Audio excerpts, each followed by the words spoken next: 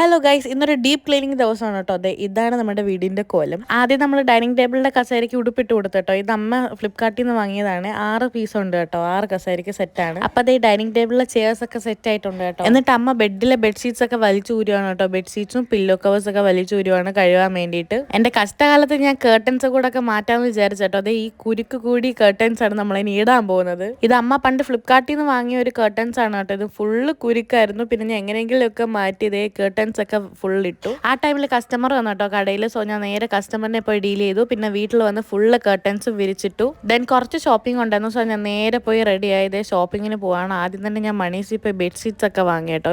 ഒരു ബെഡ്ഷീറ്റേ വാങ്ങിയുള്ളൂ. നമ്മളെ വണ്ടി 500 കിലോമീറ്റേഴ്സ് ഓടി കഴിഞ്ഞു കേട്ടോ. ഇപ്പോൾ അത് ഓൾമോസ്റ്റ് 1000 കിലോമീറ്റേഴ്സ് അടുപ്പിക്കാറായിട്ടുണ്ട്. ദെൻ പെട്രോൾ അടിച്ച് കണ്ണാടിയുടെ സ്ക്രൂവും ശരിയാക്കി സുപ്രീമിൽ പോയി കുറച്ച് സാധനവും വാങ്ങി. പിന്നെ വീട്ടിൽ വന്ന് ഫുഡും കഴിച്ച് നേരെ നെല്ലുവിളയിലോട്ട് പോയി. കുട്ടേച്ചി വന്നിട്ട് ഇവിടുത്തെ കൊഞ്ച് കറി തിന്നു. ദെൻ ശ്രീതി ചേച്ചിയുടെ വീട്ടിൽ പോയി മുട്ടയും വാങ്ങി വീണ്ടും നെല്ലുവിളയിലോട്ട് വന്നു.